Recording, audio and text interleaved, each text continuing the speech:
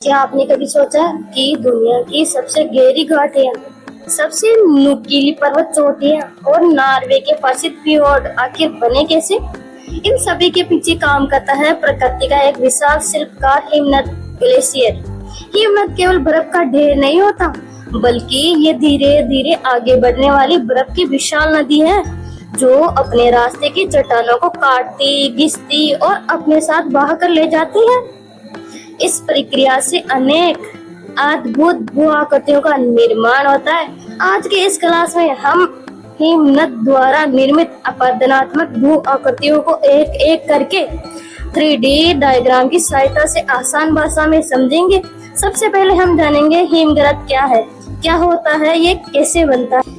नमस्कार दोस्तों, तो स्वागत है आपका के ज्ञान गली में। और आज हम देखेंगे हिमनद से बनने वाली अपरदनात्मक भू आकृतियां। तो हम सबसे पहले शुरू करते हैं हिमगर्त।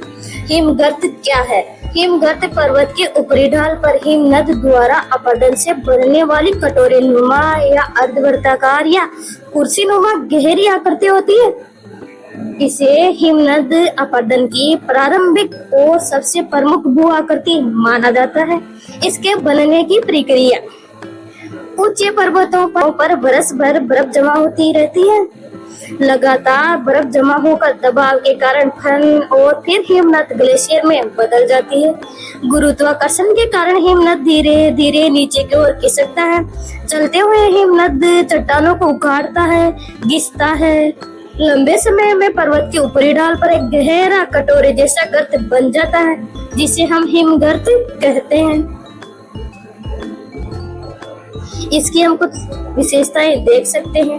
ऊंचे पर्वतीय क्षेत्रों में बनता है। आकार कटोरे या एम्फीथिएटर जैसा होता है। तीनों ओर खड़ी दीवारें और सामने खुला भाग होता है। हिम पिघलने पर इसमें टोन झील बन सकती है। इसके कुछ उदाहरण हो सकते हैं, जैसे कि आल्प्स पर्वत यूरोप, हिमालय भारत, विशेषकर उत्तराखंड, हिमाचल प्रदेश और लद्दाख में। याद रखिएगा दोस्तों, हिमगर्त हिमनद द्वारा निर्मित प्रथम प्रमुख अपरदनात्मक भू आकृति मानी जाती है। हमारी दूसरी आकृति है अरेत। अरेत क्या है? अरेत हिमनद द्वारा निर्मित एक तीखी, संकरी तथा धारदार पर्वतीय कटक है। इसका निर्माण तब होता है जब दो हिमगर्त एक ही पर्वत के विपरीत ढालों से अपरदन करते करते एक दूसरे के बहुत निकट पहुंच जाते हैं। और इसकी बनने की प्रक्रिया है एक ऊंचा पर्वत या एक ऊंचे पर्वत के दोनों ढालों पर अलग अलग हिमगर्त बनते हैं। दोनों हिमनद लगातार उखाड़ना और घिसना द्वारा चट्टानों का अपरदन करते हैं। समय के साथ दोनों हिमगर्त बड़े होते जाते हैं और पर्वत को दोनों ओर से काटते रहते हैं। दोनों हिमगर्तों के बीच केवल एक पतली धारीदार चट्टानी कटक बच जाती है। यही संकरी और तेज धार वाली कटक अरेत कहलाती है। हम इसकी कुछ विशेषताएं देख सकते हैं। चाकू की धार जैसे संकरी और नुकीली दो हिमगर्तों के बीच बनती है। ये हिमनद के अपरदन का परिणाम है। ऊंचे पर्वतीय क्षेत्रों में पाई जाती है। पर्वतारोहण की दृष्टि से अत्यंत कठिन होती है। हमारी अगली आकृति है गिरिश्रृंग हॉर्न पीक। ये क्या है? गिरिश्रृंग हॉर्न पीक हिमनद द्वारा निर्मित एक नुकीली पिरामिड नुमा पर्वत चोटी है। इसका निर्माण तब होता है जब तीन या तीन से अधिक हिमगर्त एक ही पर्वत को अलग अलग दिशाओं में काटते हैं। इसके बनने की प्रक्रिया: एक ऊंचे पर्वत की अलग अलग ढालों पर तीन या अधिक हिमगर्त बनते हैं। सभी हिमनद अपने हिमगर्तों को उखाड़ने घिसने द्वारा लगातार बड़ा करते रहते हैं। चारों ओर से होने वाले अपरदन के कारण पर्वत का अधिकांश भाग कट जाता है। बीच में केवल एक नुकीली पिरामिड जैसी चोटी बच जाती है। इसी नुकीली चोटी को गिरिश्रृंग या हॉर्न पीक कहते हैं। इसकी कुछ विशेषताएं: पिरामिड जैसी नुकीली चोटी तीन या अधिक हिमगर्तों के मिलने से बनती है। हिमनद अपरदन की प्रमुख भू आकृति है। उच्च पर्वतीय क्षेत्रों में पाई जाती है। हमारी अगली आकृति है यू आकार की घाटी। ये क्या होती है? यू आकार की घाटी वह चौड़ी, गहरी और समतल तल वाली घाटी है जिसका निर्माण हिमनद द्वारा नदी की वी आकार की घाटी को चौड़ा और गहरा करने से होता है। इसका अनुप्रस्थ काट अंग्रेजी के यू अक्षर जैसा दिखाई देता है। इसके बनने की प्रक्रिया: शुरुआत में पर्वतीय क्षेत्र में नदी वी आकार की घाटी बनाती है। जलवायु ठंडी होने पर उसी घाटी में बर्फ जमा होकर हिमनद या ग्लेशियर बनाती है। हिमनद अपने भार और गति के कारण आगे बढ़ते हुए घाटी के तल या फ्लोर और किनारे साइड्स को दोनों ओर से घिसना शुरू कर देता है और चट्टानों को उखाड़ता है। धीरे धीरे घाटी चौड़ी, गहरी और समतल तल वाली बन जाती है। जब हिमनद पिघल जाता है तो पीछे यू आकार की घाटी रह जाती है। इसकी कुछ विशेषताएं: चौड़ी और गहरी घाटी तल बॉटम समतल होता है, किनारे खड़े और सीधे होते हैं, आकार अंग्रेजी के यू आकार जैसा होता है। ये हिमनद अपरदन की सबसे पहचान योग्य भू आकृतियों में से एक है। अब हम देख लेते हैं थोड़ा वी और यू घाटी में अंतर। वी आकार की घाटी नदी बनाती है, संकरी होती है तथा नुकीली होती है, आकार वी जैसा होता है।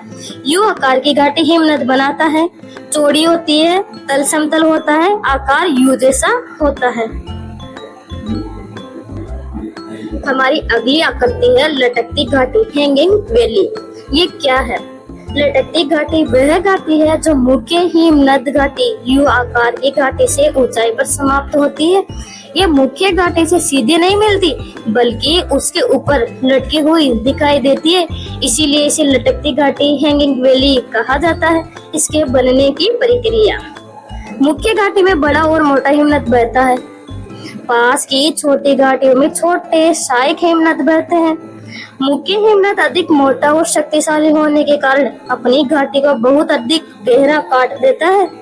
सहायक हिमनद छोटे होने के कारण अपनी घाटियों को कम गहरा काट पाते। जब हिमनद पिघल जाते हैं तो सहायक घाटी मुख्य घाटी से ऊपर की ओर समाप्त होती हुई दिखाई देती है।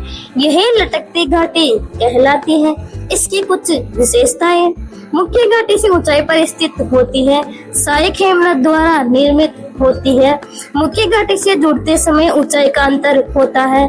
यहाँ अक्सर झरने, वाटरफॉल्स बनते हैं। हमारी अगली आकृति है हिमसोपान। हिमसोपान क्या है? हिमसोपान वे सीढ़ीनुमा चट्टानी आकृतियां हैं जो हिमनद द्वारा घाटी के तल पर असमान अपरदन के कारण बनती है।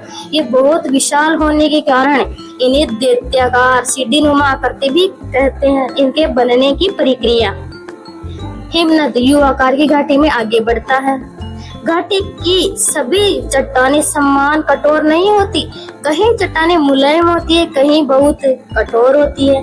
हिमनद मुलायम चट्टानों को अधिक घिसता है और उखाड़ता है, जबकि कठोर चट्टानों पर कम प्रभाव पड़ता है। इस असमान अपरदन के कारण घाटी के तल पर ऊंचे नीचे चट्टानी स्तर बन जाते हैं। ये स्तर देखने में सीढ़ियों जैसे लगते हैं, इसलिए इन्हें हिमसोपान कहा जाता है।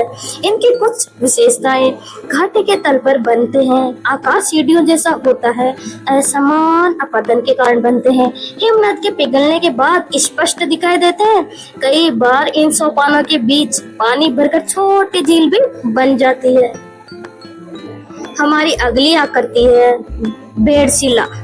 हिमनद द्वारा निर्मित एक असीमित चट्टानी भू आकृति है।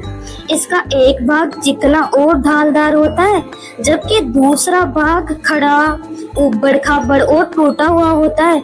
इसका आकार दूर से देखने पर भेड़ शिव की पीठ जैसा दिखता है, इसलिए इसे बेड़शिला कहा जाता है। इसके बनने की प्रक्रिया: हिमनद अपने मार्ग में स्थित एक ठोस चट्टान से टकराता है। जिस दिशा से हिमनद आता है वहाँ वह चट्टान को घिसाव द्वारा चिकना और गोल बना देता है। हिमनद चट्टान की दूसरी ओर पहुँचता है। यहाँ बर्फ दरारों में घुसती है, जमती है और उखाड़ने की प्रक्रिया से चट्टान के टुकड़े तोड़कर ले जाती है। परिणाम स्वरूप एक और चिकनी ढाल और दूसरी ओर खड़ी टूटी ढाल बन जाती है। यही बेड़शिला कहलाती है।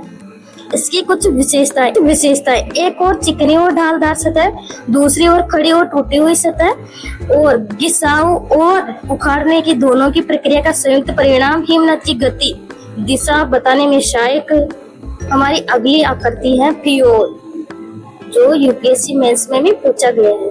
फियोर्ड एक लंबी, सांकरी और अत्यधिक गहरी समुद्री खाड़ी होती है जिसका निर्माण हिमनद द्वारा बनी यू आकार की घाटी में समुद्र का जल भर जाने से होता है, अर्थात यू आकार की घाटी प्लस समुद्र का जल बराबर फियोर्ड। इसके बनने की प्रक्रिया, तटीय पर्वतीय क्षेत्रों में एक विशाल हिमनद बहता है। हिमनद चट्टानों को उखाड़ना और घिसना करके एक गहरी यू आकार की घाटी बना देता है। समय के साथ जलवायु गर्म होती है और हिमनद पिघल जाता है। समुद्र का स्तर बढ़ता है या समुद्र का पानी उस गहरी घाटी में प्रवेश कर जाता है। समुद्री जल से भरी हुई ये लंबी, संकरी और गहरी घाटी फियोर्ड कहलाती है। इसकी कुछ विशेषताएं समुद्र से जुड़ी होती हैं, बहुत गहरी और संकरी होती है, किनारे खड़ी चट्टाने से घिरे होते हैं। यू आकार की घाटी का समुद्री रूप है, प्राकृतिक बंदरगाह के रूप में उपयोगी हो सकती है। नॉर्वे फियोर्ड के लिए सबसे प्रसिद्ध देश है। तो हमने देख ली अपरदनात्मक भू आकृतियां, हिमगर्त, अरेत, गिरिशृंग, यू आकार की घाटी, लटकती घाटी, हिमसोपान, बेडशिला और फियोर्ड। तो दोस्तों, ये थी हमारी हिमनद से बनी हुई अपरदनात्मक भू आकृतियों की वीडियो। आपको कैसी लगी? अगर पसंद आई हो तो लाइक, शेयर, कमेंट, सब्सक्राइब करिए। मिलते हैं अगली वीडियो में। धन्यवाद।